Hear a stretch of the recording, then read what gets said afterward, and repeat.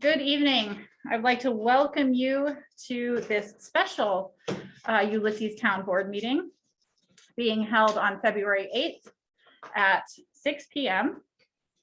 Our plan is to conduct the regular business that we would normally cover in our first meeting of the month, and then we will move to adjourn this meeting. And at 7 o'clock, we will open our regularly scheduled meeting for our interviews of applicants for the open town board seat. Madam Clerk, would you mind calling the roll, please? Sure. Mr. Goldman. Here. Ms. Olson. Present. Mr. Boggs. Present. Ms. Bouchard. Present. Thank you. If there is a motion, I'll accept it on the meeting agenda, or are there any additions needed? Motion to accept the agenda is printed. Second. All those in favor? Aye. Aye. We will move on to privilege of the floor. Is there anyone in the public who would wish to address us on any matter before the board or not before the board? There will be a second privilege of the floor at the end of the meeting, if anyone chooses to speak at that point. Other than that, we will move on to chair and liaison reports. We currently do not have any chairs or liaisons in attendance. Yeah, I'm gonna attend. I'm the liaison to the- Well, that would be in the town board. You have town board members have reports down there.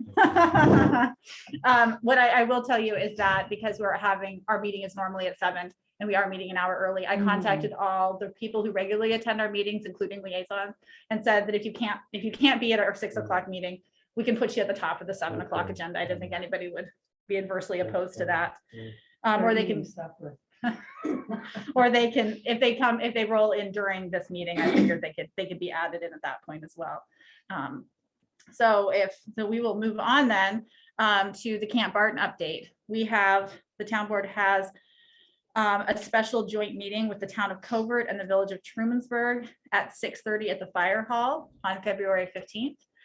Where we stand currently is that there have been some very positive conversations between the representatives from the state parks.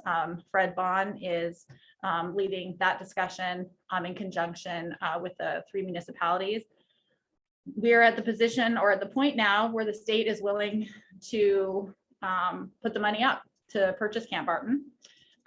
The Baden-Powell Council has listed or has intended to, it's announced its intention to list 2 of the parcels, what we know as Family Camp, which is at the northern end of the property, as well as about 38 acres off of 96 or off of 89, up at the western end of the property.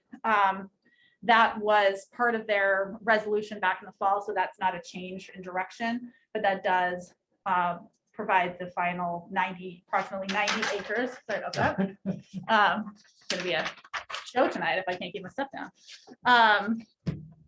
That leaves the approximately 90 acres for possible purchase by the state. The way the state has informed us is the way they do it is they get an appraisal done of the property, and it's the appraisals at highest and best use. And the appraisal price is the price that the state is willing to pay. They don't pay more and they don't pay less. That's just what they're willing to pay if the seller is willing to accept that. What the state is looking for and what the purpose of this joint meeting is kind of to lay out how the process would look if the municipalities decide to proceed with a management agreement. The idea that, and it's a model that has been developed in numerous parks throughout the state. Closest to us is probably the Sodas Point Park, is managed by the town of Sodas. It's a state park, and they have a lease agreement with the municipality. The municipality is responsible for the management of the property, although Fred was very helpful in pointing out that it's not that they necessarily send you off on your way and you're all by yourself. They're happy to help with projects as they're able to have a start, middle, and end. They do not do the ongoing maintenance like the mowing. That's not. But they do lend equipment. They do, collaborate. The fact that we would be that close potentially to the existing Taganic State Park would be a resource for us that other parks don't have the luxury of being so physically close. But what it is that the municipalities basically lease the property. They're responsible for maintenance, but they're also able to capture all of the revenue. So, and use it to offset their costs and to invest in the property. And so we would not be reinventing the wheel, but the purpose of this joint meeting is for all the municipality boards to have an opportunity to hear from the state, to have a conversation, to understand what the implications would be, what the opportunities would be, and have a conversation to see if the boards are interested in the next step, which is entering into a more substantial MOU that indicates an interest in exploring developing an operating agreement. That's the next step. The next step is not committing to the operating agreement. The next step is developing an operating agreement, drafting a contract. I have been incredibly impressed by the number of people who've stepped forward to advocate for it. We have been the beneficiaries of bipartisanship at the state level. Our representative Assemblywoman Anna Kellis, our legislator Ann Corman at the county level, and then Senator Pat Helming at the state level also. She's not our representative, but she's the representative that includes Tobert. In addition to that, there are multiple nonprofit organizations, including Finger Lakes Land Trust, that have stepped forward to be willing to assist in the process in a transition. And there's an alumni group of the Boy Scouts or of Camp Barton that has already fundraised and collected pledges for potential use for kind of like an operations bridge fund. So this is really a pretty exciting thing for the state to be at the point where they're saying that you're a priority. The governor's office is well aware of the property, because it basically went all the way up to the governor's office and has come back down to state management, because less than 9 months ago, at the local level, the Boy Scouts Council was informed in no uncertain terms that the state was not interested in any way, shape, or form. And so this is really the collective advocacy and interest. And I will tell you that my priority is making sure that we are very, very clear on the revenue and management side in terms of ensuring that we have sufficient revenue to actually pay for the cost of management. But I was very pleased that the state is well aware of the idea that this can be a phased-in approach of usage. It's not a full-blown, completely developed state park the day one that the municipalities in management. So there's a phased-in to be successful approach, so that keeps the management costs lower at the beginning, so you can ramp up to actually meet the needs of the property and the public.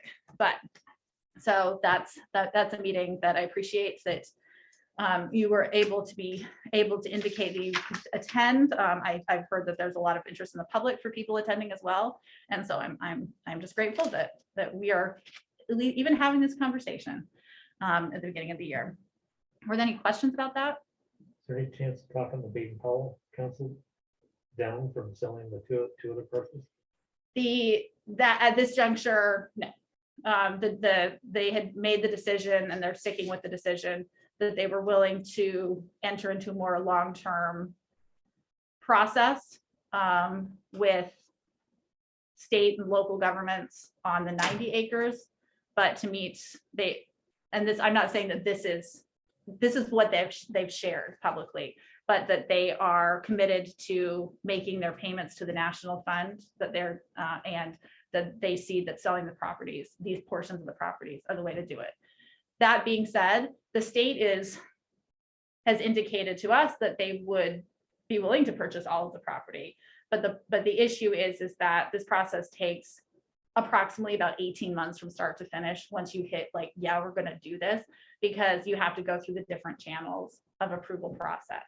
So I think the state would be willing. It's not that the state's saying, no, we're not interested in purchasing those properties, but whether or not the state is capable of moving fast enough to meet the timeline the council has already set, that really is kind of the sticking part.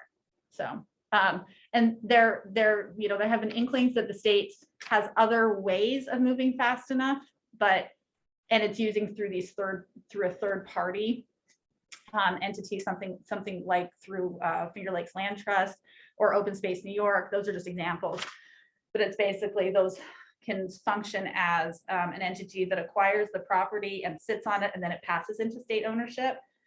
They have not they're basically, the state isn't going to purchase it unless the municipalities can figure out if we're willing to operate it, because there's no point for them purchasing it if they don't have someone to operate it, because they've already made the decision that they aren't going to dedicate their own resources to operating it. So they kind of need us. So it's this, all of these moving pieces involve us collectively as 3 municipalities determining whether or not we feel comfortable moving forward on whether or not the state will purchase those other parcels if they're still available. And if frankly, the seller is interested in the price point that the state is willing to pay. They have a very specific way they pay out. So either you like their price or you don't like their price, and you accept it or you don't accept it. So not a done deal, but we have it's millions, right? That they're willing to put out Right, for right, the purchase of this property for. Yeah, but it's worth it. So. Oh, you couldn't, Yeah. I don't disagree with you, Michael. So. Yeah. So I'm looking forward to your robust questions for next Tuesday. I think it should be a good session. So that's up Camp Barton. On the noise ordinance process update, based on the feedback at our previous town board meeting, we are proceeding with the idea of the reasonable man type of law, the version of the law, as opposed to one that's conditional upon having equipment to register the specific level of noise.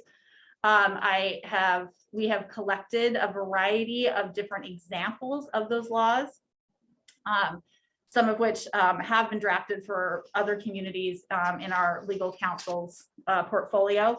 What I will be doing, I got them to this afternoon. I'm going to be pulling all those pieces together. I'm going to be sending everybody an email with those laws, and it would be great if you could look over them. Dryden has one that's in our area that has that follows the reasonable man approach. The Village has one that follows the reasonable man approach. And then there's the other big one is Endicott, which our legal counsel provided or drafted or worked on drafting as one of their communities.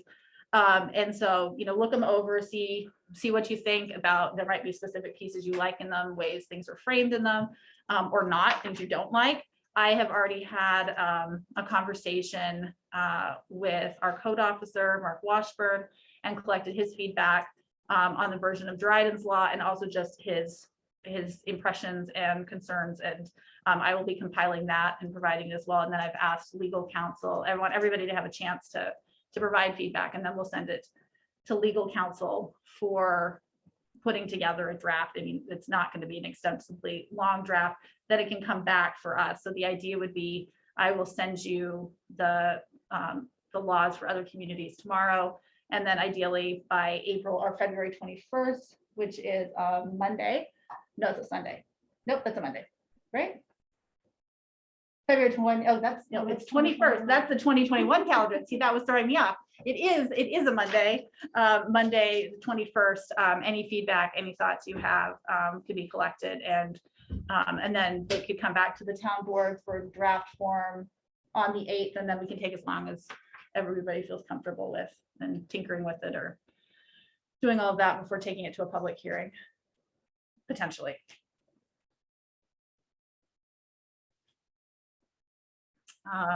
So that is on the noise ordinance. And then the comptroller's audit, we're having our exit conference on Friday. I am under the impression that all of you were sent and you received an email from the comptroller's office. Is that correct? No. Mary, you received yours? I got one. Oh, It went in my spam box. oh, Uh, what did it say? Well, it had a draft of the findings, and then there was another document that you needed a password to. I have the Open up. password. I have the password for you. you. Because I was told that you got one. So because I didn't see the email that you received today. Yeah. Mine came today. No, I didn't get it. Okay, I will. It said something, the subject was kind of weird. Like, it kind of looked a little like spam when I first looked at it. In the junk folder, but. Caitlin, I want to go back to the process on the noise ordinance. Sure. So Mary and I were working with Mark on this, on the initial of this Mhm. committee. And then we presented something, and then it seemed like it got put over in the supervisor's hands, and you're running with it, which is fine, you know, from a work standpoint, it's fine, but I feel like one of Mary, because she was drafting it, we talked about this at the last meeting, that Mary should be involved in the process. I was making everybody involved in the process. I'm not drafting it personally. I'm literally collecting your feedback, everybody's feedback. Are you not comfortable with that process? It just feels like we didn't have needed to do the work and meetings we did, since we're kind of starting, and we're starting all over again. Yeah, it is a little. It's just a little, Well, and I apologize. I didn't have anything to do with that process in the fall. I think that it was set up poorly, quite honestly. I think the idea of legal counsel providing you with a fill in the blank on a document that frankly is complicated and rife for being challenged is a bad management. And I can apologize from the office. I can't apologize personally for that. If you would like to be involved in a different way, I did offer to let both of you directly engage with counsel, and I never heard feedback from either of you. So I have no need to be in the middle of it if you would like to be directly in it. I have enough on my plate. I don't mind you doing it. Just as a process thing going forward, how that would work. So the people who are before it hands off, they feel like they contributed something. Now you're saying it was flawed from the start. That's my impression, Right. because It may have been. that's my I don't impression. know, I mean, it seems to me that Mark's viewpoint, like, there's all these definitions, and I said, well, do we really need a definition for noise? Right. And Mark is like, well, if you are in a courtroom, you know, a Right. lawyer will say that's not really noise, you know? So he said, yeah, you gotta have these definitions. So, I mean, that's Right. one of the reasons why. I mean, there's probably 4 pages of definitions. And as far as a reasonable man, you know, that's another thing where Mark said that, you know, you go into court, Because he was willing. it's gonna be thrown out if you don't have something. But on the other hand, who's gonna go at 3 in the morning with a decibel meter and go check on a party or something? No, I mean, it's a difficult thing to enforce to start with. So So maybe just, it's like I think it's there for deterrence, that people know it's Yeah. actually there, whether we. it's like a use- scarecrow.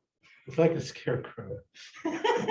Doesn't really kill the crows, but you know, Well, then maybe I Right. misunderstood. I thought from the town board meeting, before we talked about it, that it was the inclination of the board to move forward with a reasonable man approach.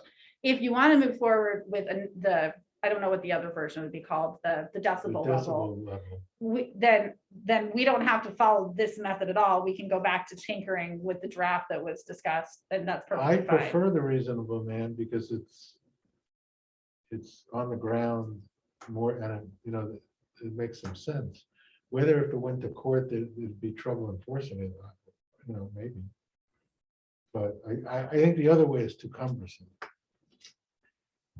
With the Yeah. machine or the decibel machine, and who's gonna do it? Mark's not gonna get, you know, who's gonna get called out to go measure? The sheriff's not gonna do it.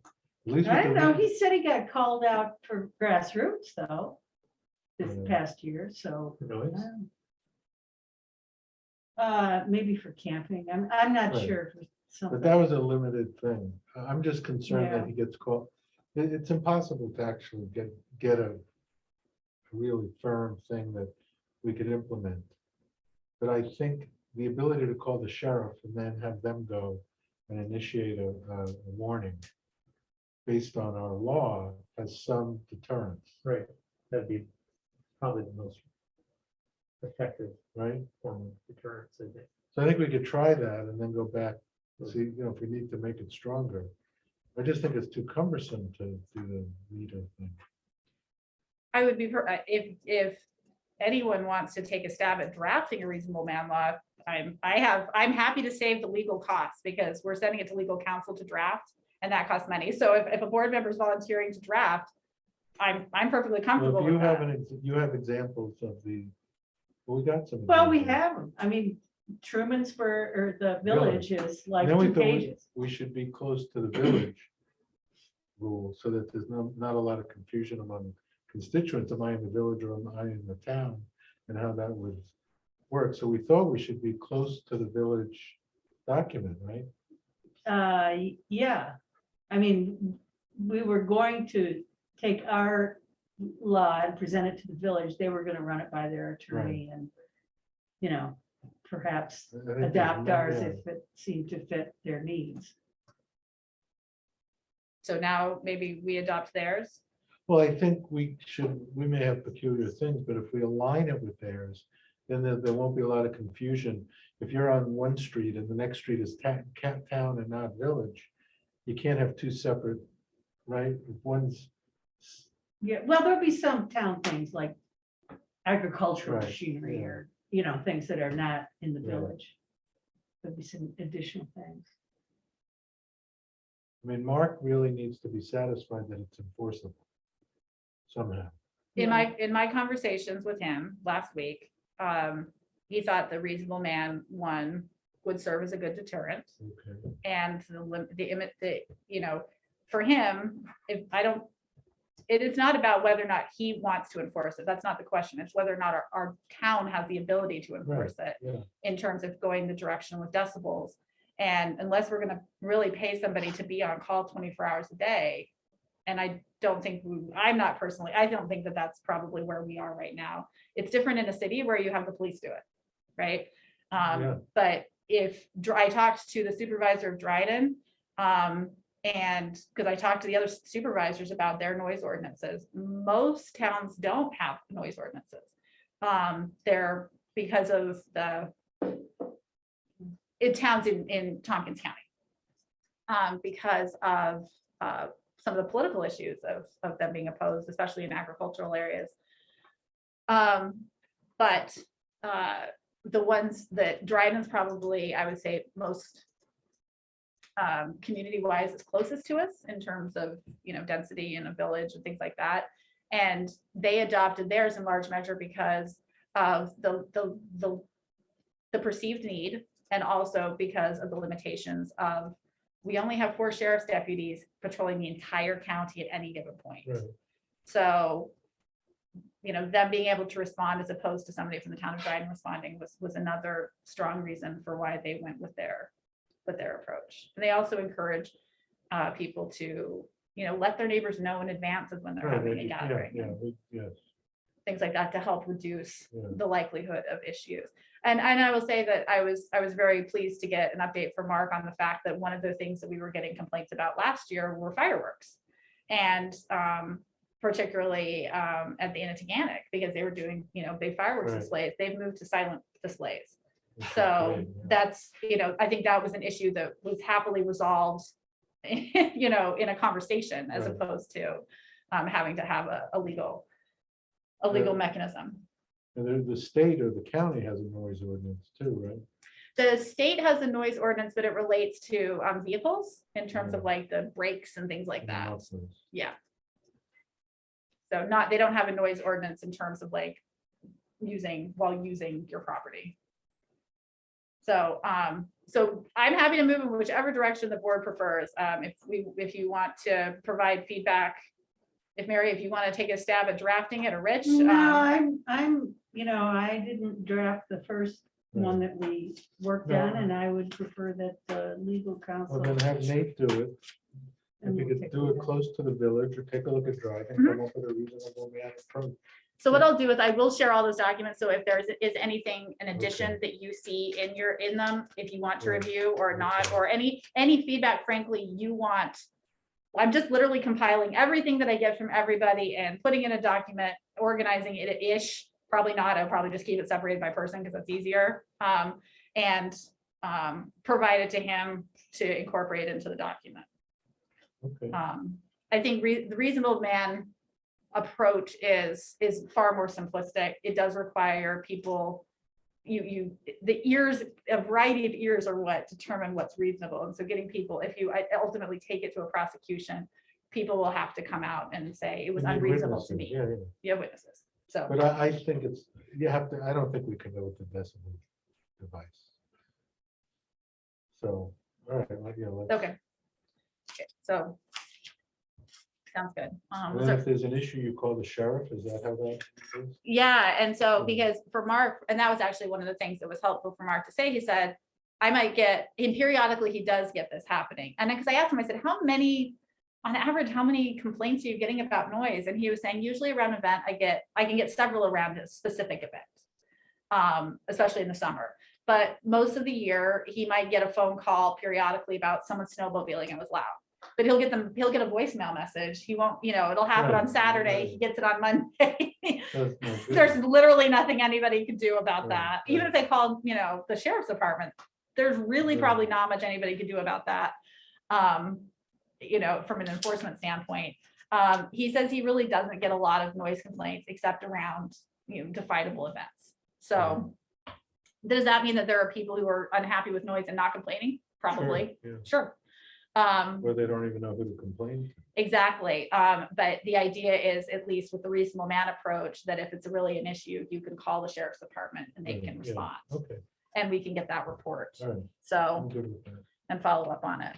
Okay, thank you.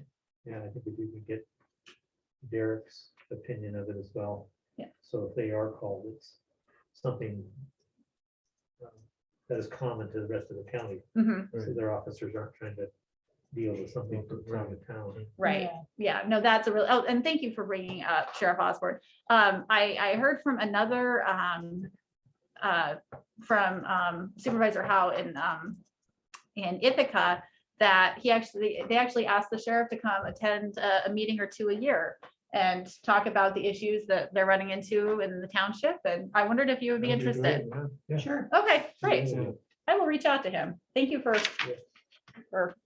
reminding me that I wanted to do that. Yeah. I think they have liaison officers. Well, and I talked to Lieutenant Coxon quite a bit, but I have not invited the sheriff. So I will make that outreach. I think that would be great. Okay.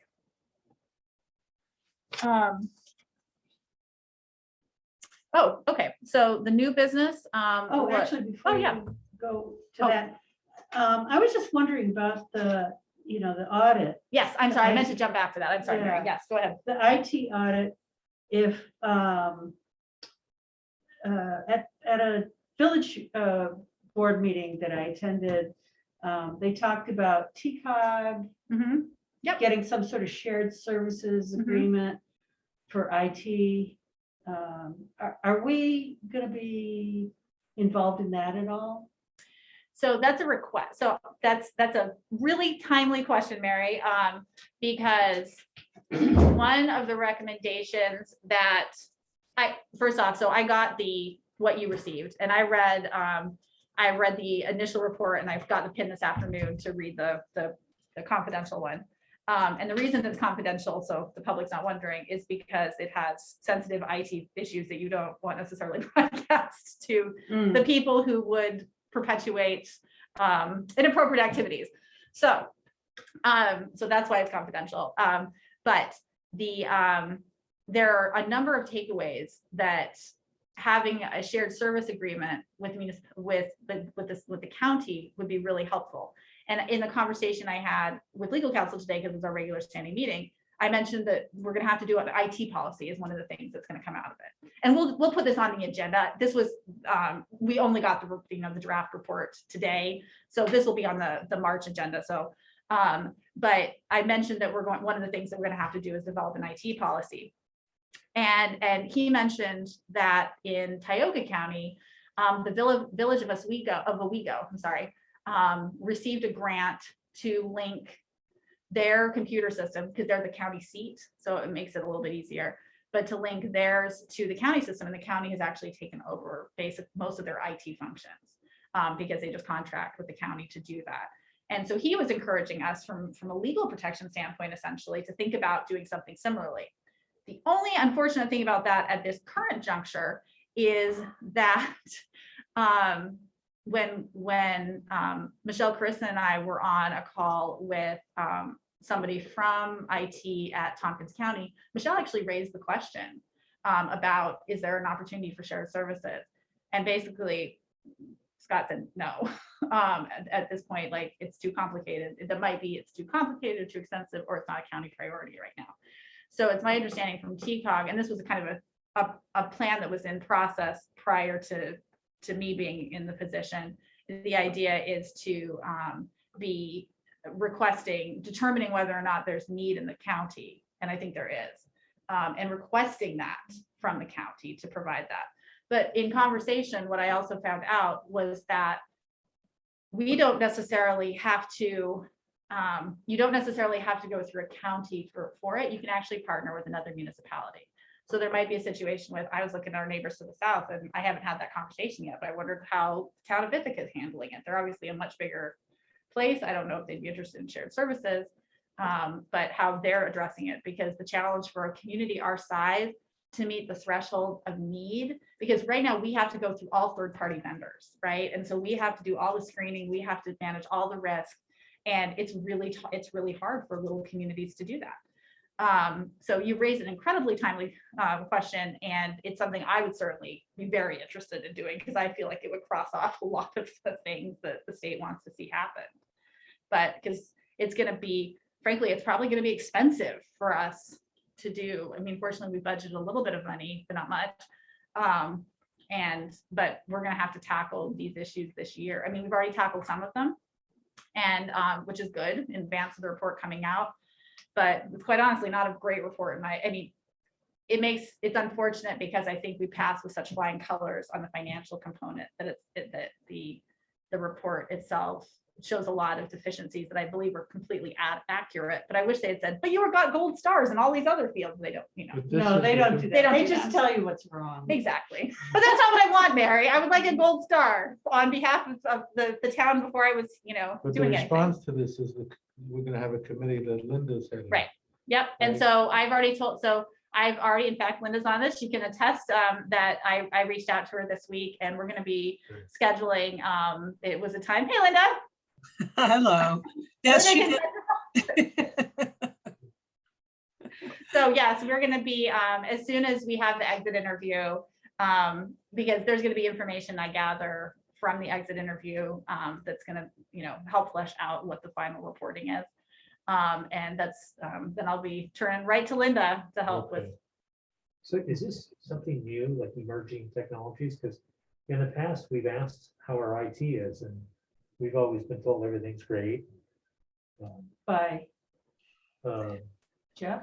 Yeah. but I think probably what you have going on, Michael, is just there has been so much hacking and ransomware stuff going on, and they target organizations, particularly target organizations like this one, where they know there's tax dollars behind it, and so maybe they can get a bunch of money on it. They were targeting large corporations for a long while, but there's been rules that are making that a little less lucrative. So now they're going to more medium-sized companies, and towns and municipalities kind of land in that vicinity. So I think that's why they're looking at, and auditors have become a lot more proactive in looking at that kind of thing than they used to be. So I think it's good, it's timely, it's probably a good time to look at it. I just wish I agree with you that I think it would make a lot of sense for the county to address it, because doing it, one small organization at a time is going to kill everybody. Agreed. And it's not just the time, it's not just the expense of going through the service contracts and all that process. It's going to be a tremendous amount of staff time that's going to, be diverted from other things. That being said, I'm grateful to have it. It's going to basically give us the checklist that we need to work through. And that's a wonderful thing to have moving forward. Yeah, that's kind of where we are right now. We're going to, get that information and get that group going. So there'll be an update at the March 8th meeting about next steps. Okay. Anything else on the comptroller's audit before we move on? so looks like I got it at 8:30, was in my spam too. Okay, okay, good. Well, then that's two of you. You want me to forward it to you? Yeah, Might I just didn't spam. get it. Yeah, Okay, perfect. Then I can cross off that. Thank you, Michael. Yeah. That to do is taken care of. Okay, so the next item is I need authorization to sign the contract for our 2021 audit. town or LTD? Town. Town. And this audit is being triggered because we received an excess of $750,000 in a single financial year from the federal government. And I think the board will recall that we have discussed of moving towards an annual base, starting in 2021, we had an audit done for the preparation of the AUD with the intention that it would be more expensive to do that because, and there were some specific reasons why associated with that in 2021. But the idea was we went out to bid for services in 2021. Insero was the most competitive bid. And the idea being that next year we're going to move towards the annual external audit happening because they'll have the background, so it makes it more affordable moving forward also. But this is not our annual audit. We already conducted our annual audit, but next year the intention is to schedule an annual audit within that 60-day window so that That's the AUD. it would fulfill the annual audit that we're required to do, that we conducted ourselves. It doesn't prohibit us Oh. from also doing that, but that would fulfill that component. Because you have until the 20th of January to do your internal audit if the board is doing it, and you have 60 days if you're having an outside firm do it. And the idea would be the next year, we would have that smaller annual audit be conducted in that 60-day window.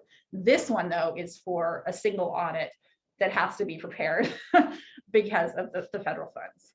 So the audit that would happen next year is a financial audit? It would be a financial audit, yeah. So, okay. But it will be the same firm that's doing this one. And the idea is that because they did our AUD last year, because they're doing our federal audit this year, they're going to be really up to speed on our books and our processes. And it makes it the cost then priced out more affordably. The future audits will not be at this scale. But I did have a conversation with our bookkeeper about the fact that this is a very this is a very reasonable fee for this kind of How much is audit. it? I'm sorry, How much is it? 12,800, and we budgeted for that. Right.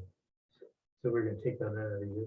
Well, it'll be No, less. no, it'll be less. Yeah, It's because in- when we were having an audit like every 3 years or 4 years, whatever it was, it was like so much more than the village's audit that they got every year. So the village has been getting an Insero audit every year for a long time. Okay, I believe, and please don't quote me on it for the right, it is part of the record, but I believe it's somewhere in the range of about $6,900 for the future audits. So Mhm. this is more expensive because of the and federal then will that requirements. get us start Gatsby? Because we have that inventory database now. I don't know if it does that. That's a great question. I don't know about the audit for next year. So I will look into Yeah. that for you. I think Michelle said she had it done, and that's what we needed. I believe, we definitely have a functional asset database at this point. It's not as robust as we'd like it to be, but it's working. Yeah. So, yeah. I can check on that specifically. Yeah, and then the other one about the town board doing it, I think if you get new town board members on, it's a really good exercise for somebody that's new Oh, to absolutely. experience that, to go, oh, this is how this place works, and this is where the money flows, kind of thing. No, I don't think I think the town boards and reserve, we can always do one ourselves. Yeah. I think that, in having conversations with you and having conversations with Carissa and having conversations with the court clerk, that some of the questions are pretty clunky. And I think they're a good jumping off point to have a conversation, but I personally am strongly in favor of having annual external audits. Because I think that it's just, seeing as how it's in my office, it's largely responsible for having an outside set of eyes, making sure we're, dotting our i's and crossing our t's. I think is really worthwhile doing, and I appreciate, Mary, that perspective about the cost efficiency of having them annually as opposed to the once every 4 years model. So this is what we budgeted for. This is what we planned Yeah. for. I So move it. So we need that resolution. I think. it is, do you need a copy? It's right here. Yeah. Yeah, it should be a physical copy. Thanks. We need to read You it. just need to. It is posted on the website. I think you just need to Redo redo the the resolve. resolve. Yeah, Resolve that the Ulysses Town Board authorizes the supervisor to contract with Insero for the preparation of a single federal audit at an amount not to exceed $12,800. Second. For comment, I would just say I did have legal counsel review it and it was already signed off on. Is there any further discussion? No. Excellent. All those in favor? Aye. Aye. Motion carries. Thank you very much. Okay, staff reports were circulated electronically and are available on the website. The highway superintendent's report is also posted there. Madam Clerk, is there anything you wanted to highlight in your report, which was also posted? Okay. Well, I think you deserve, I mean, if we're handing out gold stars, you know, fictitious gold stars, I think that you very successfly got through tax season. So congratulations without a permanent deputy. Nice to be done with that. I I imagine. have a few things quickly, in addition to what I've already talked about, that per my report, I appointed Michelle Wright as second deputy on February 2nd. Open meetings update. I sent an email to you and to the chairs of our boards this afternoon. What's going on with open meetings is that currently we have, we are allowed to fully meet remotely under the executive order that is tied specifically to the state of emergency. Currently, the state of emergency is going to terminate on the 14th of February. It may be extended if the state of emergency, the public health crisis is not extended. Our ability to meet remotely in the same fashion is also over. At this point, the legislature has not taken action, even though there's been plenty of talk about taking action to permanently change the appropriateness and acceptance of remote meetings. But when that happens, it's going to mean that starting February 15th, if there has not been an extension, all meetings will have to resume in person for the conducting of business per our meetings policy, which is posted on the website, which I provided you a link with also. What that means in practical terms is that the in order for a board to conduct business, it has to have a majority of attendees in person.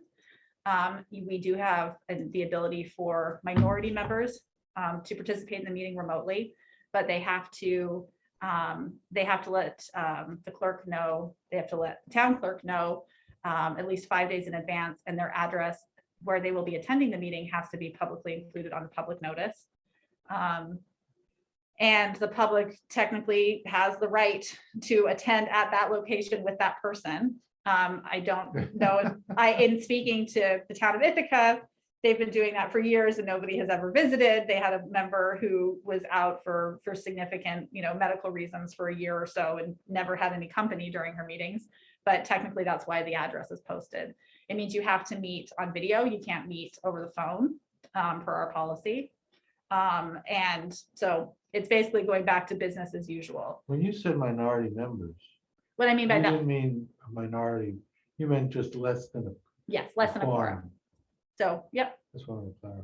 yep, less than a quorum. You have to have the majority of the members, Right. but the Present. present in Yeah. person, and the public has to be able to attend. Right.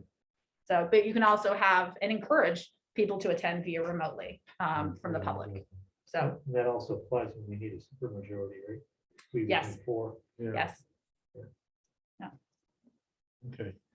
so, but if, I mean, personally, I would like to see her extend the order and because it's tricky, because what happened is like, it expired on the 15th of January, and the new order didn't come into effect until the 18th, wasn't announced, and so there was this lag period over a holiday weekend, which shouldn't be a big deal, but it would be nice to, if the state were on top of it, but I can't do anything about that. So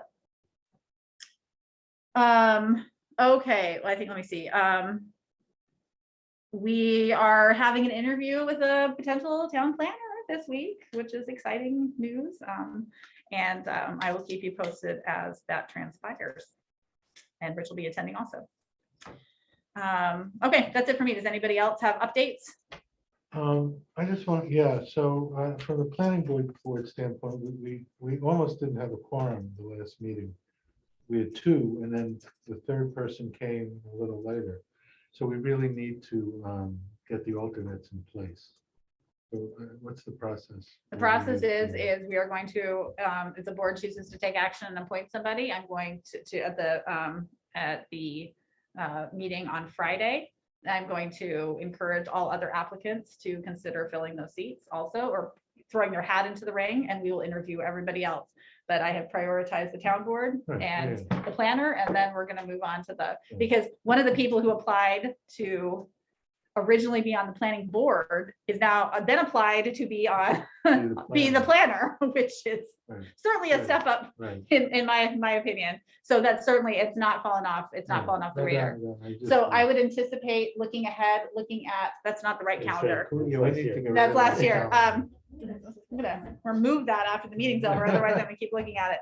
I would anticipate starting the week of the 14th to see if we can get interviews scheduled that week. So next week. Okay, good. Yeah.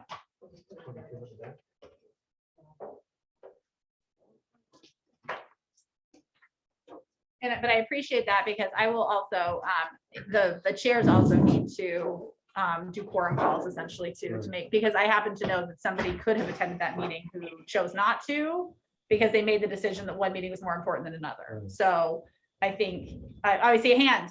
Yeah, sorry, but I was wondering if you would like me to be an alternate temporarily. Can we do that? Could we do that within the guidelines? I would be willing to do that. You know, That's great. There's Yeah. no stopping you. Let's discuss that when we're Yeah. discussing the plan, the alternate, sure.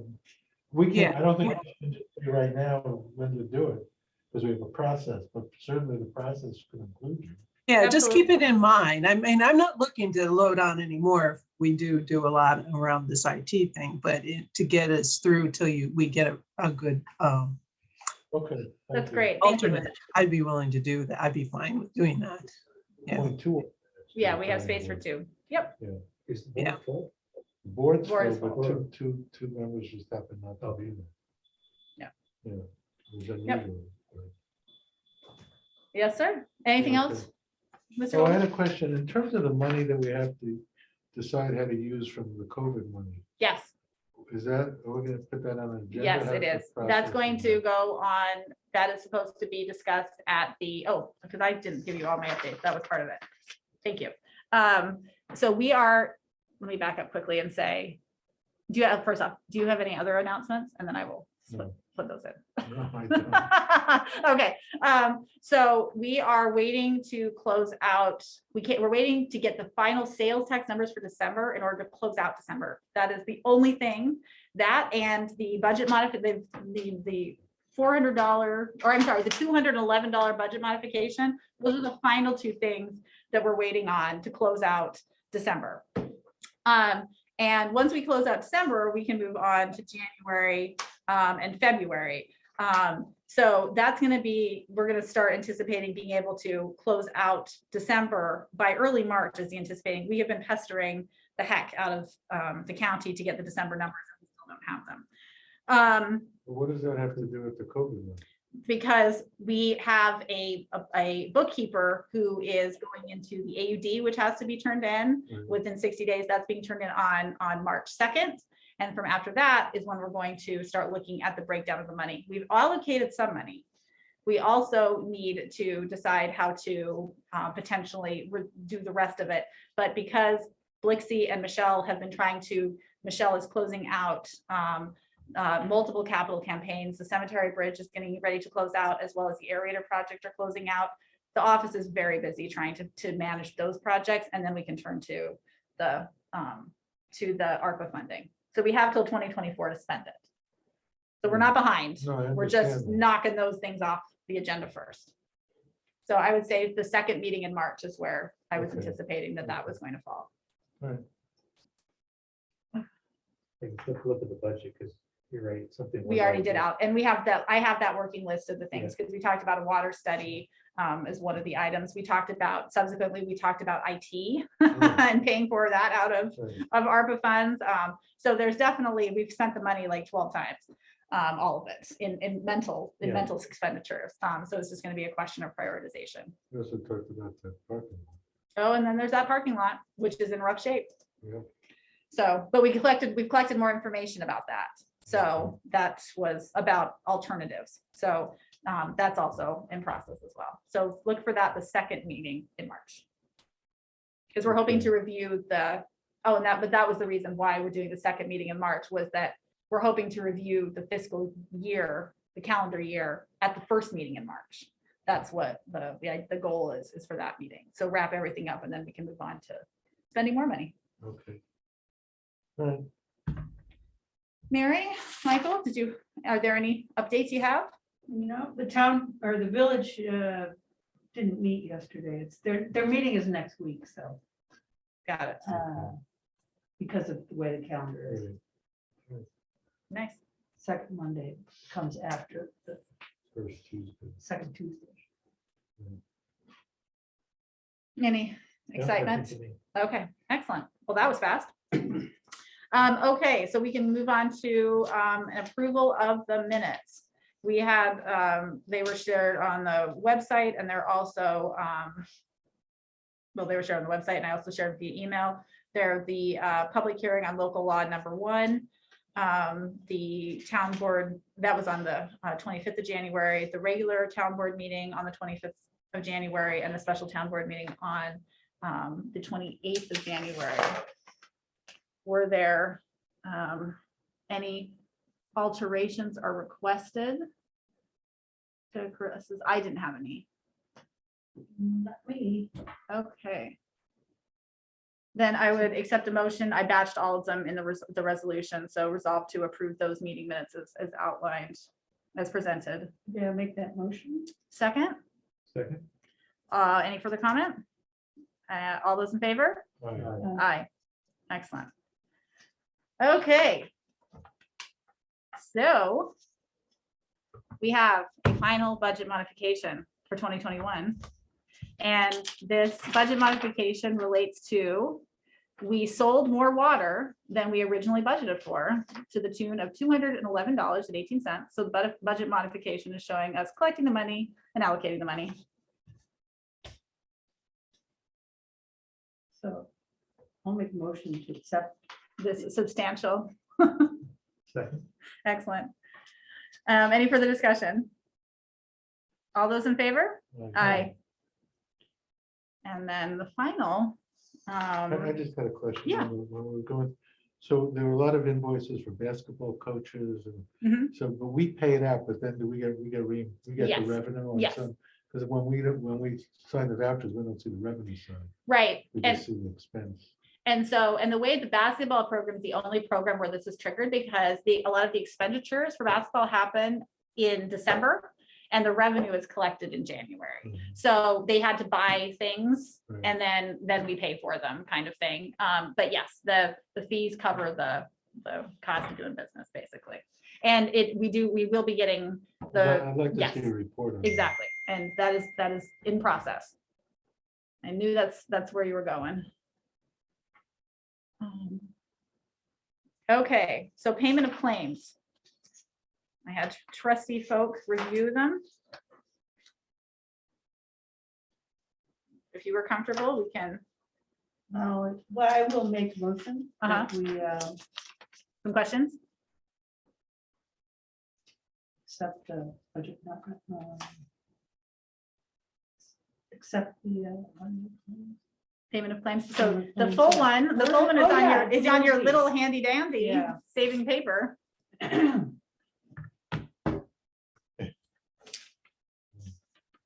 So are they done with that? Done with what? MRB, well, they're talking about this one, right?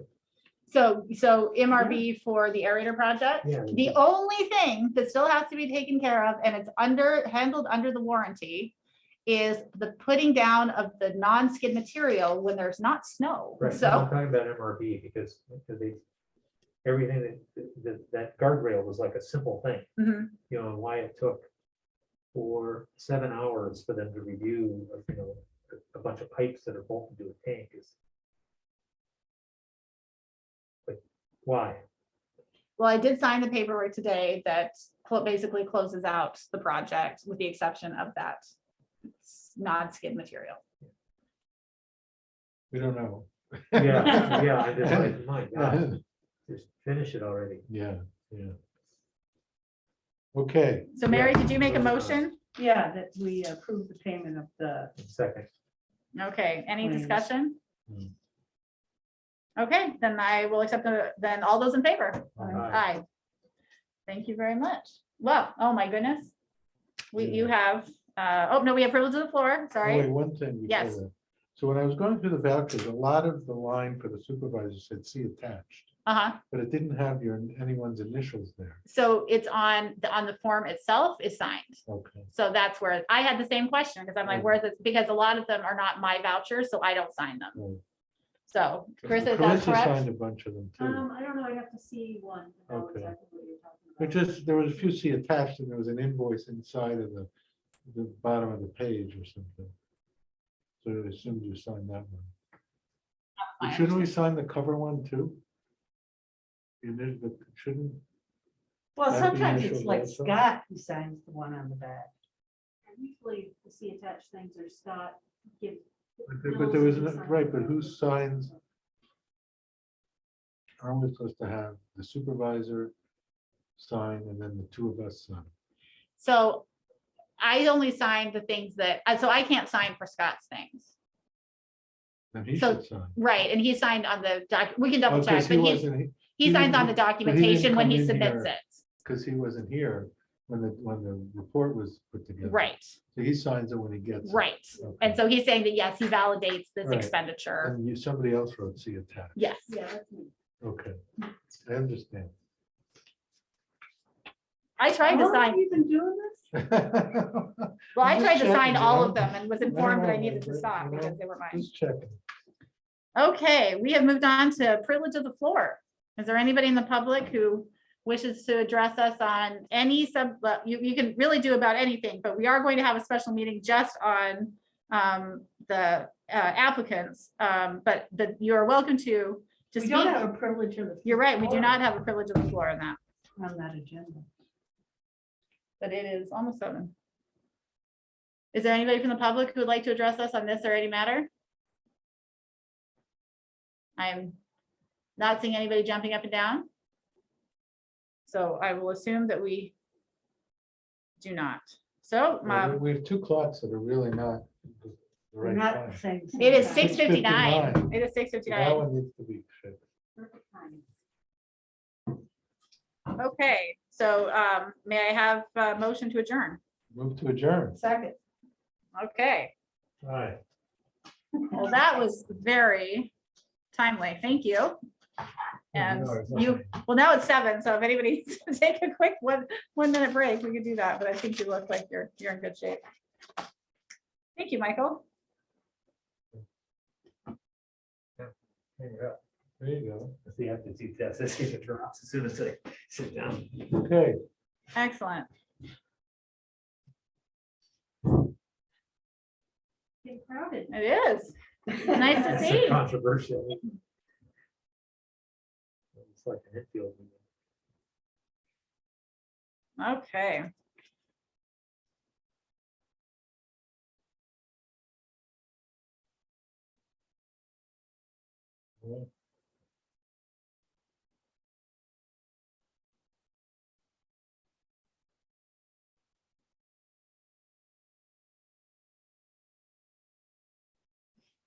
Madam Clerk, did you just keep recording until we'll just? Yes. Okay, okay, perfect.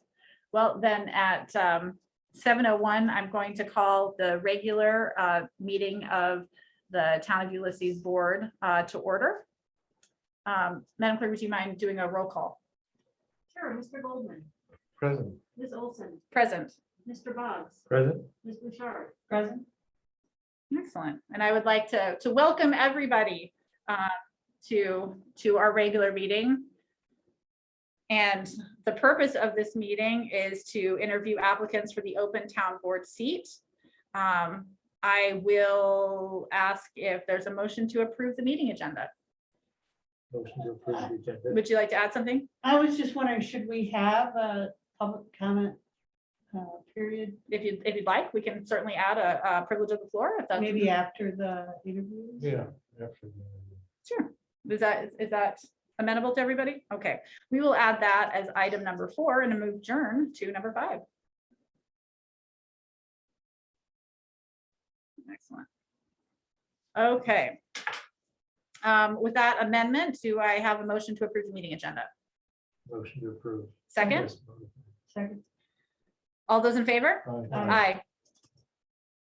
Aye. Okay, we are fortunate to have 2 applicants to interview this evening. I would like to welcome Mr. Tom Myers and Ms. Roxanne Marino. Thank you very much for joining us. And for the public's edification, the way this process is going to work is that the town board in public session picked 6 questions that we will pose to the applicants. These questions were shared with them in advance of the meeting. And so everybody had some time to mull it over, and there will be a maximum, I almost said minimum, and then I could hear Rich groaning internally. There will be a maximum of 5 minutes per question per person. At the conclusion of that, we've added a privilege of the floor to the agenda. And then the public will have an opportunity to submit written comments or feedback or whatever you feel like to the town clerk through the end of Thursday by Thursday. And then the intention of the board is to hold a public meeting at 8 a.m. on Friday morning to consider an appointment to this position. And the reason I say consider is that it is I cannot speak for my fellow board members. I simply will say that the town board has the legal right to appoint. There is no legal requirement to appoint. So that's why I'm couching it in those terms. The board may choose to do that at that meeting.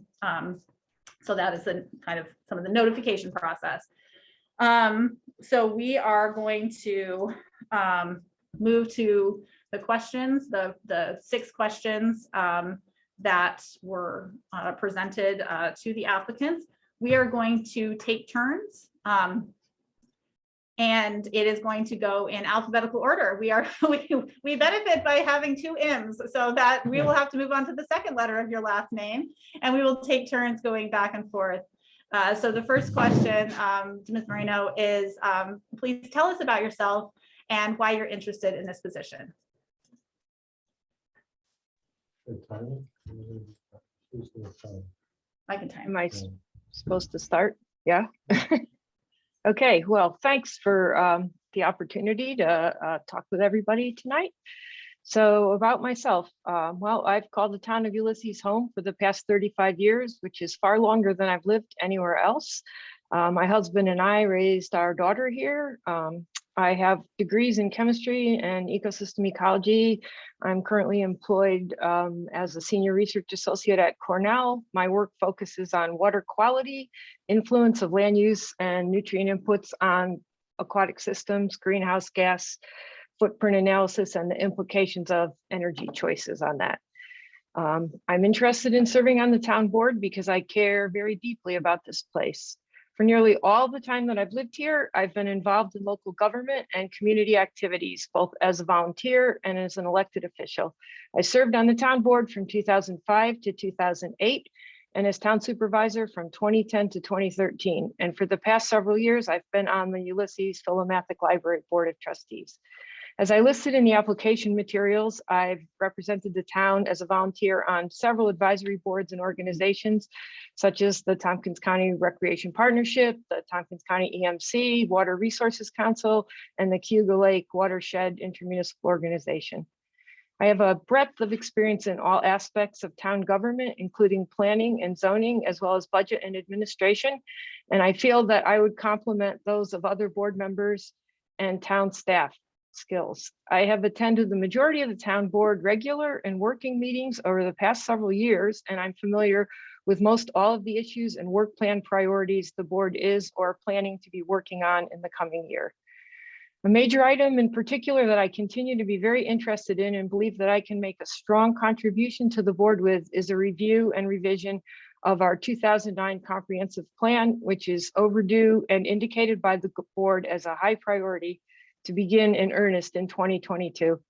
I've worked well with and continue to interact with several people in the Tompkins County Planning and Sustainability Department and have engaged in water resource protection and sustainability efforts working with local organizations and as the chairperson of the Ulysses Conservation and Sustainability Council for the past several years.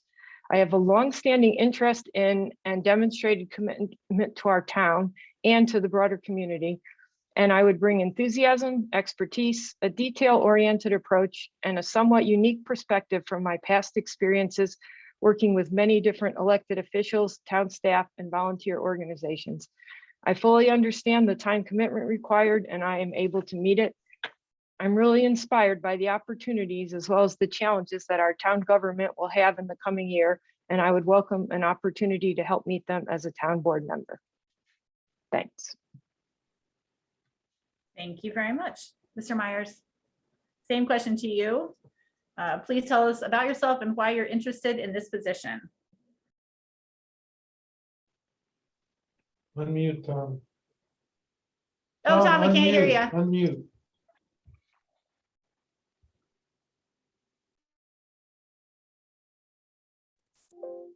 How about that? Okay. Yeah, the unmute button didn't work. Anyway, I've been a Ulysses resident since 1979, Tompkins County resident since 1972. In 1976, I entered the construction trades, working as a laborer, working my way up to a foreman. After 12 years of working for other folks, I started a business with my wife, a remodeling business. We ran it successfully for 6 years. When we decided to do other stuff, I started going into construction and project management, and she went into consulting. Now, currently, I'm now a code enforcement officer for the village of Trumansburg. I had been working part-time for both the village and the town as code enforcement officer. But long before I became a code enforcement officer working in the construction trades, I had a philosophy about what would be the ideal code enforcement officer. And I'm going to just use the acronym CEO. I've used code enforcement officer a few times, but you know what I mean now.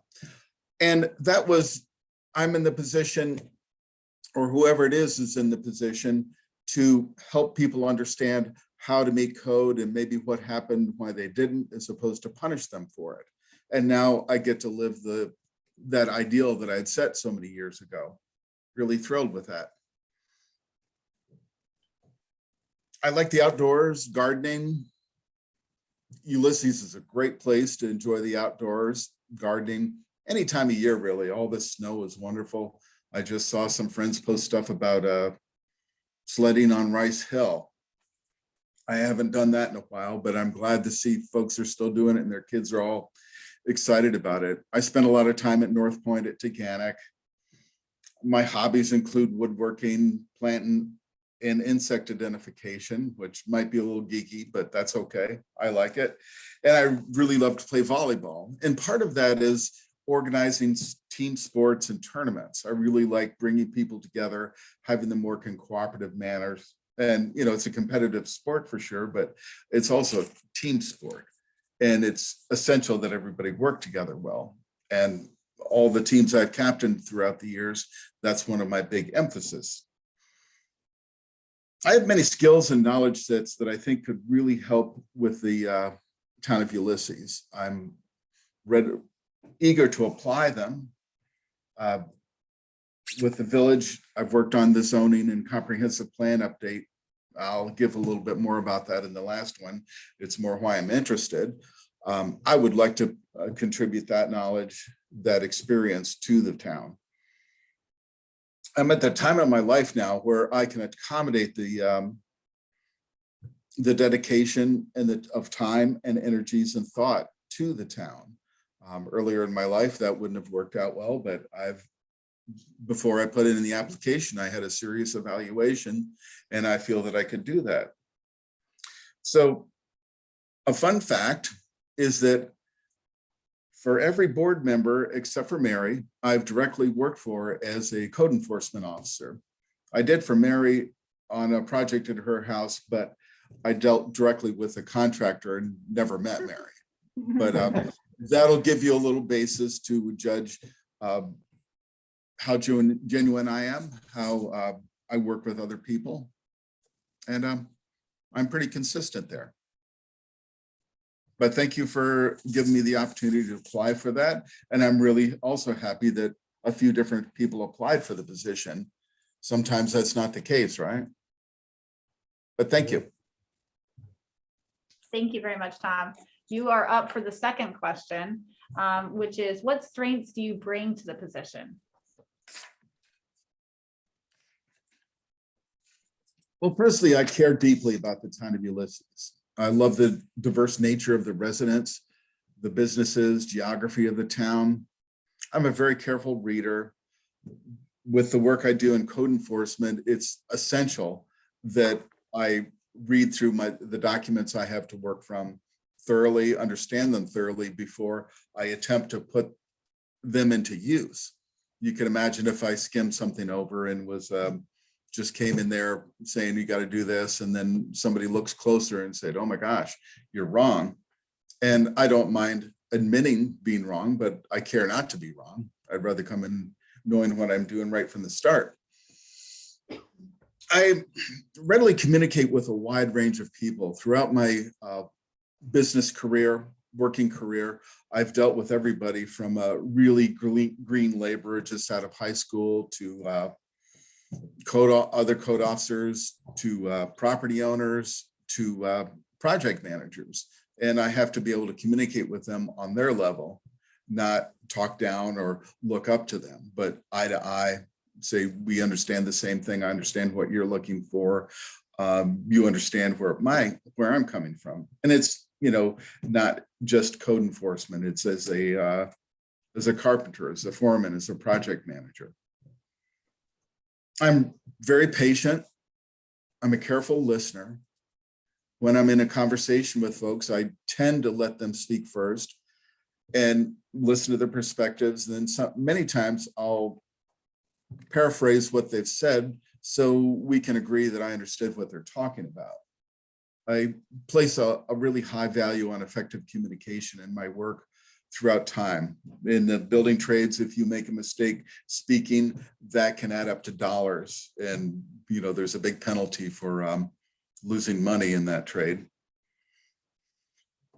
Having lived in Ulysses for so many years, I've made some really solid connections with residents of all walks. Ulysses is a large township, probably some of you figured that out.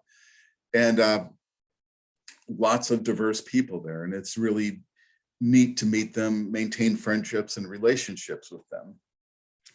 And in that, almost everybody that I've known and spoken with is really comfortable speaking with me. Doesn't matter the subject, but it could include local government. So that's some of the strengths I can bring. We'll leave it there. Thank you very much. The same question to Ms. Moreno. What strengths do you bring to the position? Well, some of the strengths I think I bring, I'm a very organized person and responsible. I get things done. I follow things through from an initial concept or a question to completion, including whatever type of actions are needed. I think that I'm a creative thinker and a good problem solver, which I think is an important aspect for serving on the town board. Excuse me. I have strong research skills. I also read carefully, and I take a very information-based approach to issues. And I believe that documentable facts are key components to good policy, public policy decisions, and science is real and all of those sort of things. But I really think it's important to to always keep those things in mind, information, how it pertains to the items you're working on. I have experience writing and reporting on grants from federal and New York State governments and NGOs, which I think would be very helpful to us. It has been already in our town. I'm open-minded. I'm firmly committed to the democratic principles of engagement and transparency in communication. I have a lot of experience working to bring together coalitions to address critical issues. And I strongly believe coalition building and intermunicipal cooperation are really key approaches for effective governance. And along those lines, I really applaud the current efforts the town board is doing with Covert in the Village in New York State and others on Camp Barton. I would bring environmental expertise and experience working on issues that are in that realm that are of concern to town residents. Environmental expertise was something that the town board highlighted as important in diversifying the board when making their last appointment to fill a vacancy in 2020. I have a high degree of familiarity with issues in front of the town board right now, as I've been regularly attending the meetings, and I could jump right into work without a significant learning curve. Additionally, I have a good background because of my past service for the town in New York State municipal laws as they apply to local governments, and several years of experience with the budget process, having been both a town board member and the supervisor. I care very much about this town, and I enjoy living here and have had a lot of experiences with a lot of different people over the years as well, in the different groups that I've worked in. And I think that I could bring an additional perspective to the board and outreach to the community. Thank you. Thank you. So the next question, which in some ways I think you've already started to answer, Ms. Marino, is that what different perspective or perspectives do you bring to public service? That's back at you. Right. to So you. yeah, I saw this as having some overlap with the previous one, but as I understand the question, the board wants to know how I might expand the board's perspective and help them better represent the town as a whole. So I would just highlight a couple of standpoints there. One is that from my past service on the town board and as a supervisor, I think I'd bring a somewhat unique perspective from the considerable pertinent experiences over a period spanning 16 years and the historical knowledge that comes from that. And I've listed a lot of those on the application that I submitted and the public has access to. So I thought I wouldn't take the time to go through them here. I do think that that perspective, the historical perspective on issues that have been before the town board, concerns the public have had, how they've been addressed or not, what was left, hanging as problems, would be really helpful with addressing some of the issues and the top priority work plan items that the board has on their agenda for this year. And again, a particular interest I am highlighting that I have is the review and revision of the town comprehensive plan, which as a town board member, I took the lead on working with our board to formulate a successful approach to review that plan, resulting in our current 2009 document. And key to that effort was forming a steering committee consisting of residents with a broad range of experiences to lead that work and holding multiple public meetings and outreach sessions. I served as the town board liaison in that committee and then as a volunteer member for the final few months. So the other perspective that I think that I bring that's really added is environmental issues and experience working with local groups and officials on issues of importance to the town now and that are going to become increasingly so in the future, and particularly water quality protection, land use, increasing climate resiliency, and the fostering the transition to a renewable energy future. And I'd bring a lot of added connectivity from my past and continued working relationships with professionals and organizations in Tompkins County in the Southern Tier region in that realm. Some examples are, I've already said, the Tompkins County Planning, the Cuga Watershed Intermunicipal Organization, also the NGO Heat Smart, which I was a founding board member of and worked on for several years, the Climate Smart Communities Program, the Clean Energy Communities Program.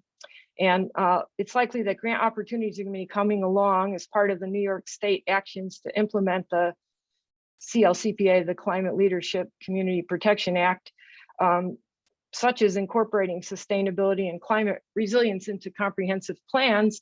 And so I think it's valuable for the town to continue working with those programs. And I've had a leadership role doing that thus far as a volunteer to maintain our certification and eligibility for funding. And I would also want to continue that. So those are a couple things I'll highlight here.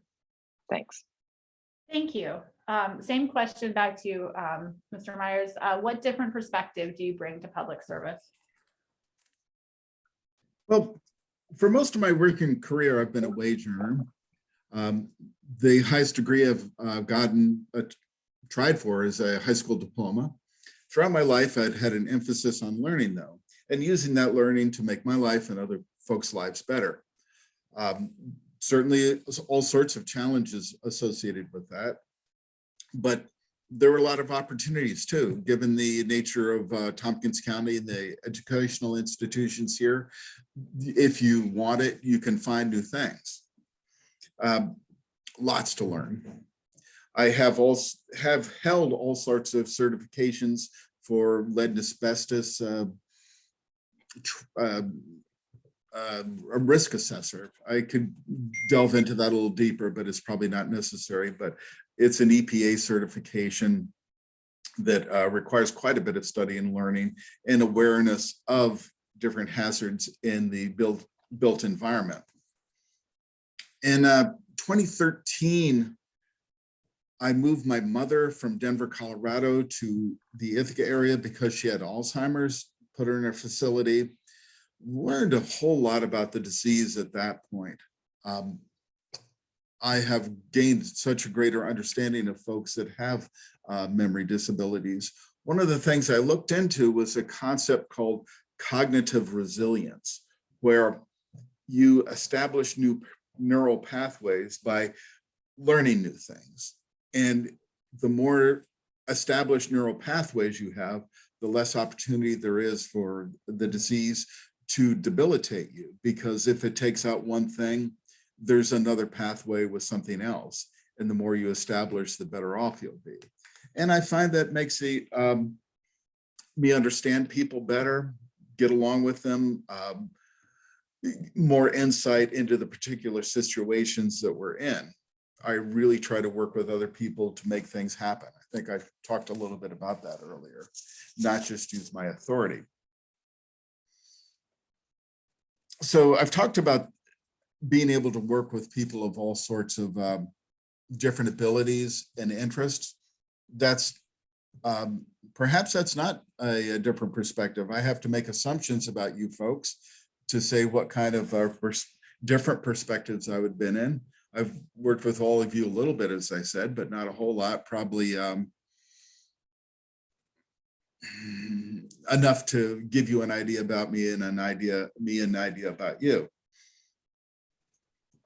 But when it comes to using authority, I'm really judicious. I don't like to use my authority. I understand that it's there for a reason.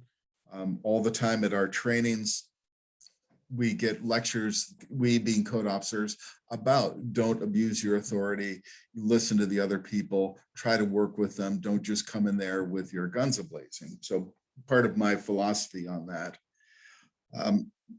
As a long-term Ulysses resident, I've watched the township grow and develop.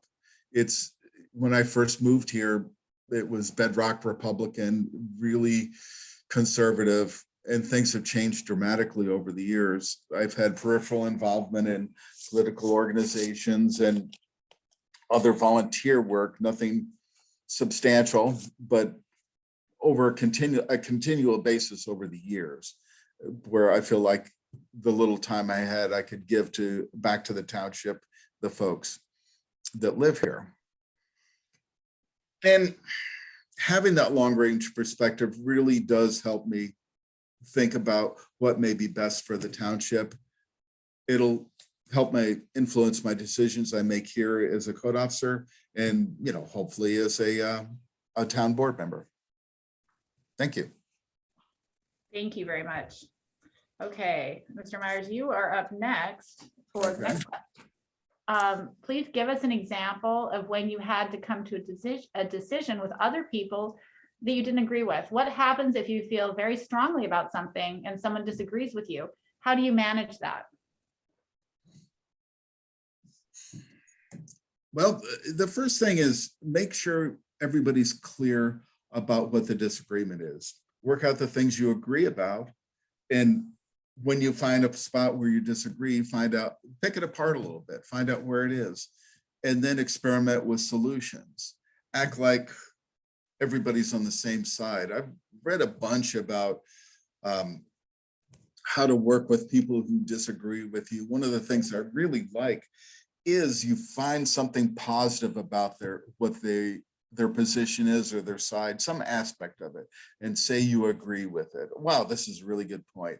I think you have something to work with there, so you don't get an adversarial thing. You know, we can all puff up our chest and, you know, knock into each other, but I think it's really important to find commonality. But it's tough. I'm all the time having people tell me that they know building code better than I do, or that I shouldn't have to do this. And I just have to calmly explain in situations like that. And, you know, there's a power dynamic, but explain that, no, here is the part of the code book that says we must do it this way. And here's why, not just say you do it. So having more knowledge is so important for everybody. You find out what the other person needs and wants. You let them know what you need, want, what your requirements are. And sometimes it doesn't work. Most of the times it can, but if it doesn't work, there's always mediation or the courts, depending on how serious the matter is. Thank you. Certainly. Ms. Moreno, the same question to you. Please give us an example of when you had to come to a decision with other people that you didn't agree with. What happens if you feel very strongly about something and someone disagrees with you? How do you manage that? Well, people have often not agreed with me. I think it's the nature of working on a board or with a group on complicated or controversial topics. And that work, as Tom just said, can on occasion be frustrating and difficult. And I do admit to being passionate sometimes on issues that I delve deeply into and believe strongly in. So how to manage a disagreement? I think it's important to remain focused on the big picture of what you're trying to accomplish with everyone. It's important to be respectful. And I always think of this really wonderful song that a local musician, Jan Nigro, wrote, a children's song that my daughter and I used to listen to all the time, walk a mile in each other's shoes. So really try to see where that person is coming from. So walk a mile. And I pause and listen carefully to the points of disagreement. I then try to gather more information that informs both our sides, continue the dialogue, and, you know, reevaluate my position as I'm doing this. And so I guess as one example of when I've had to come to a decision with others, you know, in my time in municipal service, as Tom said, this town was very different in its orientation and in the orientation of its governing body. When I first joined that board in 2005, and people had very different perspectives than I and the constituents I heard from had. So I needed to work really hard with research and in many meetings over the year that we were finishing a major zoning update that I stepped into, and our board worked and came to compromises. And in the end, I was disappointed in some aspects, but felt that many things that I thought were important were incorporated. And then the other thing that I just have to mention that probably everybody on this call is familiar with to some extent was the issue of hydrofracking, which rocketed to prominence in our town and in New York State when I became the supervisor in 2010. was a highly controversial and emotionally charged issue. There were many significant public health, land value, legal, financial implications. There were so many aspects to investigate, so many unknowns and uncertainties in what a town could or couldn't do to stop or mitigate the impacts of the activity. People were just panicking. There were people on all sides. There were so many meetings and workshops and legal consultations and discussions with concerned citizens. It was a very protracted process with the ground shifting under us daily. People that agreed with one approach one day were opposed to my approach the next day. Some wanted faster action, some wanted none. I wanted to ensure that the town did its best to have solid documentable reasons in line with our comprehensive plan and our public health and safety concerns that could hold up in court. That took time. Many were angry about that. Supporters one day were writing blogs and emails a few months later saying I should step down or be driven out so they could get things done. I forged a coalition with 2 other towns, which the town board originally disagreed with, but we persisted and we ended up passing a local law banning hydrofracking based on the home rule principle. And after hearing much public input, some people were even angry that we were the 3rd town to pass the ban fracking in Tompkins County instead of the 1st. They were mad at me for that, but I wanted to wait for all the board members to be present to vote. So it was one of the most difficult group decision processes I've ever been engaged in or led, but it was also one of the most satisfying, and it was very challenging. I took a lot of deep breaths, kept my eyes on the prize, so to speak, listened respectfully to all sides, kept the public informed with written updates, did a lot of research, and worked closely with our board to come to unanimous agreement. And I firmly believe that in order for representative government to work as it should in the very best interest of its citizens, a member needs to develop well thought out positions, present their views in a clear and respectful way for discussion and consideration by the whole. And you need to recognize that your position may not always turn out to be the one favored in the majority, and keep in mind that compromise requires an evaluation of the highest priorities and concerns and letting go of your others that aren't going to be viable. Thank you very much. I would like to commend both our participants for your succinctness in not yet violating the 5-minute rule. It is one that I would personally have a hard time doing. So I commend you on that. I believe, Ms. Marino, you are next up also. What is your philosophy on zoning? Zoning, okay. So zoning is a discretionary action of towns and villages in New York State, and the town of Ulysses has had zoning for a very long time. It was one of the first in Tompkins County, as I understand it, to do so.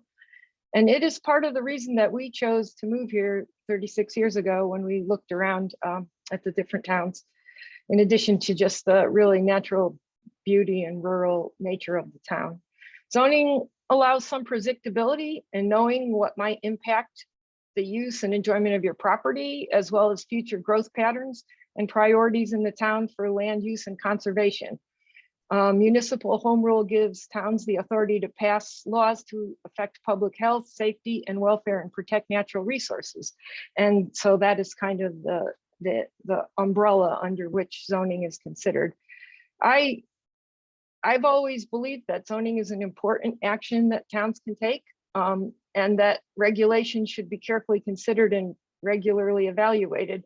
And I've always kind of said that in all the sort of research trying to understand the different aspects of it, when I was on previous boards working on zoning updates, it's kind of the holy grail of rural land use planning is trying to make zoning work for everybody and for all the needs. It's not an easy thing. And so zoning is not static, and it's often termed a living document, your zoning code, that can respond to changes in community needs and changing conditions. And I think that's important. However, I also think zoning should not be designed or changed to just favor individual or projects or very narrow needs. Zoning can be a tool to enhance the community and strengthen the long-term viability of the town in many ways, such as encouraging sustainable and appropriate scale growth and development patterns and environmental protection and resilience. Again, how to actually achieve that is much easier said than done, but important. Zoning should align with and follow the principles and goals of the town's comprehensive plan as the primary guiding document for land use, and also other pertinent documents that affect the town, such as plans that the county has, should be kept in mind. Zoning should be based on data such as demographics, survey results, land use maps, and take into account unique natural resources, the rights and the needs of property owners, and needs to mitigate threats to public health and well-being. The regulation should strive to balance economic development with the capacity of a municipality to provide necessary services and to maintain the character desired by the residents. And that hence the importance of the comprehensive plan and that process. It's important to keep the comprehensive plan updated, and in doing so, to use a process that is broad, open, and engages the whole community. That's it for me. Thank you very much. Mr. Myers, same question back to you. What is your philosophy on zoning? Okay, well, starting in 2015, I have been regularly working with the 2012 zoning ordinance of the village of Trumansburg. I was thrilled when I became zoning officer that I knew that we were going to be updating the comprehensive plan and the zoning ordinance, because after having worked with it directly for a few years, I could see many inconsistencies, holes in that particular document, and it was getting a better understanding of it. The Comprehensive Plan and Zoning Revisioning Committee, CPZR, was formed. We had a consultant, EDR, after a while working with us, who was great for guidance, as well as public input and input from the trustees. We were able to come up with a new zoning ordinance, comprehensive plan. After year and a half of work, trustees looked over it a few times, public presentations. EDR had guidance. They made it really, really clear that they were going to help us, but not offer what to do. You said, it's your village, it's what you do. So the CPZR committee is one of the most effective committees I've ever worked on. I'm really thrilled. I see Dave Breeden from that committee is here. But I'm really thrilled with our hourly meetings. We get so much done. I've also joined a subcommittee to look at our R2 district. That's where it's a trailer park district, basically. And we're not just looking on fine tuning it, we're actually wondering if it's a discriminatory district, because it says only trailers, and trailers can only be in this part of town. So we're looking long and hard at it from a different direction, which I'm really thrilled about. I see zoning as a tool. It's a valuable tool, and it's basically to realize the stated goals of the comprehensive plan. I didn't know that when I started here, but after working with it for a long time, that became obvious through law and from practice. Having the public input into the comprehensive plan was really important, because we're supposed to reflect the desires and needs of the community. And we want to, the community has various standards of living they want to encourage and some discourage, but have the village or whatever municipality is be in the image of what the residents want, without being discriminatory, with taking the environment into account, and allowing for a vibrant business community. And there's a lot to balance there, but it's really, really important. One of the things I really liked about the Ulysses zoning ordinance is that it's organic. It's not set in stone. You can take a look at it, change bits, and obviously there's a procedure to go through with that. But the flexibility there, I think, is really important, because things don't stay the same for 10 years or 12 years or however long it is between each update of the ordinance. And sometimes it's really important to be able to do that. One of the more recent things that we've been talking about and dealing with is the whole short-term rentals, or in my code enforcement world, we call them unregulated short-term rentals. And there's so many different factors to consider on that. And we're doing that in a very comprehensive and thorough way. So I'm glad about that. Some of it, you want to be knee jerk and just say, we can only have it this way, that way, the other way, without looking at how it affects other folks. But it's a tool for the residents, people who own properties in the village, but it's also one that needs to be looked at, and it's relatively new. But that's about it. Thank you. Okay, and then Mr. Myers, you start off with the last question first, which is, the town board adopted our diversity, equity, and inclusion policy in 2021. Please give us an example of when you were in a leadership role, you increased the diversity, inclusivity, equity, and or civility of an organization. Can be any of the above. Yeah, I looked at this one and thought long and hard because, and I have various leadership roles, but not in an organization. But in 1989, I was elected to be the chair of the Adirondack chapter of the North American Rock Garden Society. It was part of a national society of really talented and knowledgeable gardeners. Trouble with the organization, though, it had lost membership over the years. It was down to about 25 members, and they were all older, white, wealthy folks. And the average age was 70. So I'm looking at this. The first year I decided, okay, my goal for my time as chair is I'm going to decrease the average age, encourage younger folks to get in, part of that, and more diverse folks, not just somebody who's really wealthy that can afford to buy these rare plants from high peaks in Turkey or China or something like that. And working with the board over two-year terms, I was able to reduce the average age from the 70s, from 70 to 55. I increased the membership to 70 members.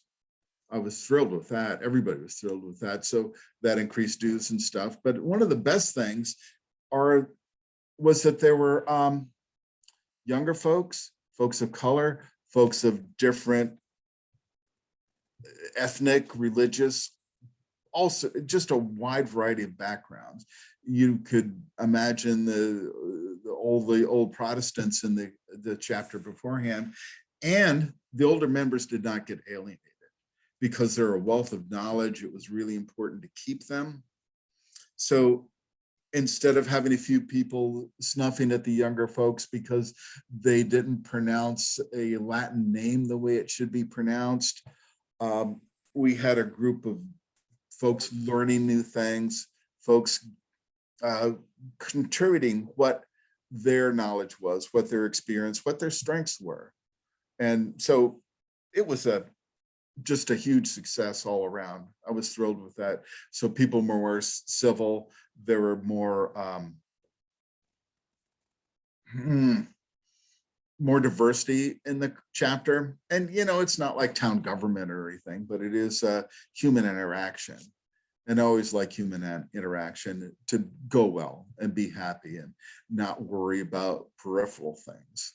So I'm not in the chapter anymore, but it's still going quite strong. And I feel really proud that I was able to help get it to the point it was at. Thank you very much. Ms. Marino, the final question. The town board adopted our diversity, equity, and inclusion policy in 2021. Please give us an example of when, in a leadership role, you increase the diversity, inclusivity, equity, and or civility of an organization. Yeah, well, first, I just, to the diversity, equity, and inclusion policy, I want to applaud the board for adopting a policy statement that recognizes that people in positions of power and privilege, particularly public servants, need to always be aware of the consequences of their behavior and the actions on other people's lives, and that in doing so, they can help create more equity and inclusivity in the community. And from a personal standpoint, I recognize the innate privilege that I have as a white person and with a stable income and a flexible job. And as such, I really feel that I have an obligation to work against existing inequities that comes with that. Having grown up economically challenged and having an opportunity to go to college as the first in my family, then to work in a job that allowed me to really expand my horizons and experiences greatly, and then to earn a further degree while an employee, I believe really strongly in personal and collective responsibility to promote diversity, equity, and opportunities for all. So to the question directly, in terms of leadership in an organization, I'll speak to one, increasing civility and inclusivity of voices. And when I came on as a new town board member, which I've referred to before, who often had a minority viewpoint on major issues, I worked very diligently to write and get adopted board policies on meeting process that would promote civil discourse and productive discussion of all viewpoints. Things were far different then in meetings than they are now. And then as the town supervisor, which maybe I increased some diversity because I was a woman as the supervisor, but just joking. I brought in meeting facilitators when we were faced with difficult and controversial issues to help guide the board and the public in objective, respectful discussion.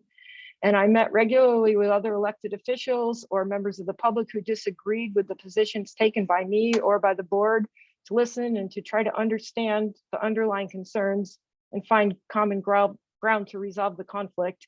And that included engaging a workplace facilitator at one point within the town, staff and elected officials. I also just wanted to say an example of a leadership action that I took working with an organization to promote diversity, equity, and inclusion, mostly equity and inclusion. And I really feel that in general, the work I'm involved in with environmental protection and towards clean energy transitions is very important to increasing equity and inclusivity in our society and our community. In passing the Environmental Rights Amendment this past November, New York voters spoke pretty clearly on the basic human right of all, regardless of their race, their zip code, their tax bracket, to clean air, water, and a healthful environment. So when I was on the board of Heat Smart Tompkins, I co-developed a proposal and a successful grant to NYSERDA for a program to assist low and moderate income eligible residents of Tompkins and contiguous counties with outreach and technical assistance to bring affordable clean energy upgrades to their households. It was a partnership with Sustainable Tompkins that combined Heat Smart contractors and grant funds with the Sustainable Tompkins local carbon offset program. And that program uses funds that are donated by people who can afford it, who want to take responsibility for offsetting their carbon emissions, and use them to help local families in need to reduce their energy bills. And that fund, Climate Fund they call it, supports energy democracy and a transition to a resilient local economy. And our grant program with that, contributing to that, helped benefit over 150 households that were both renters and homeowners. So those are just two areas I thought of that where I think my work contributed to equity or inclusion or civility. Thanks. Thank you very much. I think I can say on behalf of the town board, I hope I'm not remiss in saying that we very much appreciate the time of both of the applicants for taking the time to do this, and for all the members of the public who have taken time this evening to join us as well. We're grateful for your interest in our community, willingness to serve and participate in the public process. with the conclusion of the interviews, we can move to the next item on our agenda, which is privilege of the floor.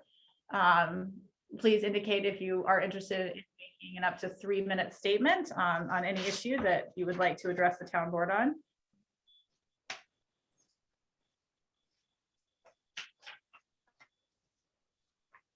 I see Ms. Thomas has her hand raised. Am I being recognized? You are being recognized. Okay, great. Are you Hi, back in the United everybody. States? Are you back in the United States? Did you make it back to us? We made it back and we're all healthy, and some of us, yeah, are a little more immune to COVID than others. So, yeah, well, this was really interesting. Thank you for having this. I mean, it was very interesting to hear. Of course, I know both the applicants and have worked with both of them, and I like them both very much. So, but I have worked with Roxanne a lot longer, and I just wanted to say that we've worked with her on the gas drilling issue, the comprehensive plan, on the town board with water and sustainability and other topics, but land use planning and such. And the board would just be so fortunate to have her. She's very smart, very logical, and has this very deep knowledge of so many of the things that are there. It's hard. You guys know there's a lot to know about town government. So, I think that during the comprehensive plan, which she really was headed up in a wonderful way too, there was a survey that indicated what topics were dear to residents here in Ulysses. And those topics have to do with natural resources and open spaces and Teganic Park and such. And those are things that are really dear to her as well. And she's proven that by all of the energy and time that she's put into those topics. And I would just say that the diversity question is really interesting. And I thought about that as well. And it's hard to have diversity in a town that is not very diverse. And so, one of the things as I'm listening to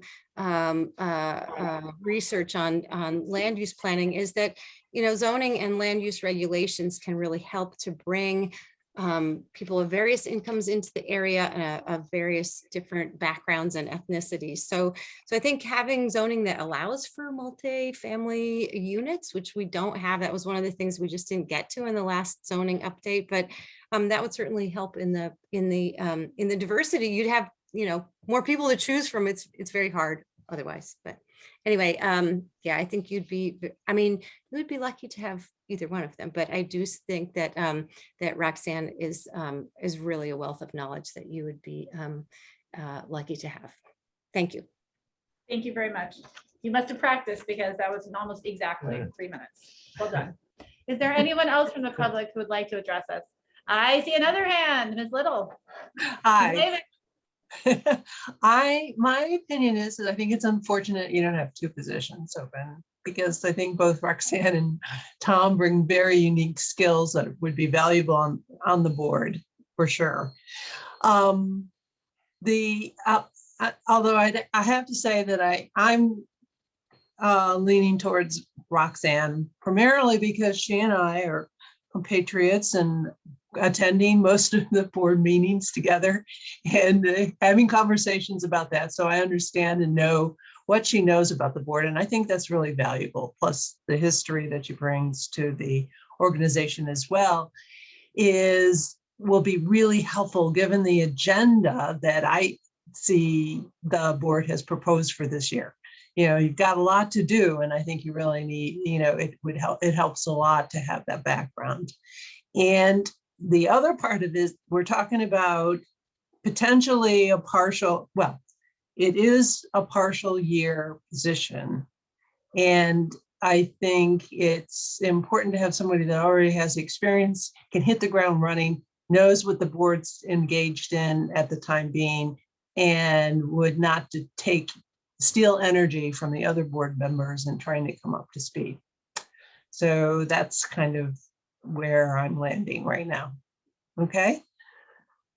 Well, you get the gold star for being the fastest of the speakers so far. Is there anyone else from the public who wishes to address us this evening? I can't see everybody, so would you mind going to the full, all the clickers so I can see it, just in case someone's waving furiously and being ignored accidentally?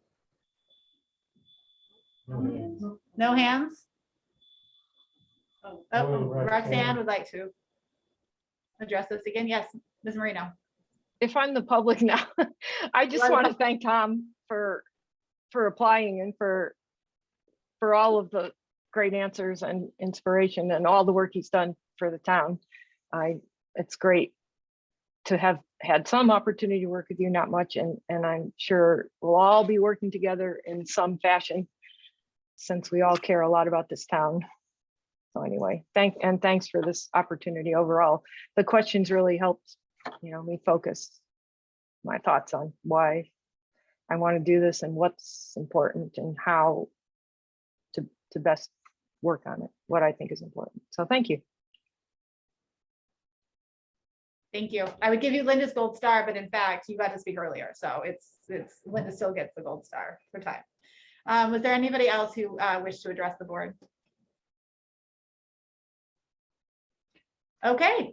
Well, again, thank you so much to everybody who participated. The town board is anticipating, well, first off, I said this at the beginning, I will say this again, that we are accepting written comments through Thursday, so the 10th, and these can be submitted to our town clerk via email or physical copy.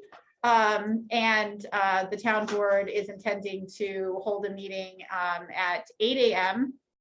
on Friday to discuss the appointment process further, and may choose at that point to appoint to the seat. The public is certainly welcome to attend that meeting as well. And with that, it's Mr. Goldman's favorite time of the evening for the second Move time. to adjourn. Second. Thank you very much. Thank you. Thanks.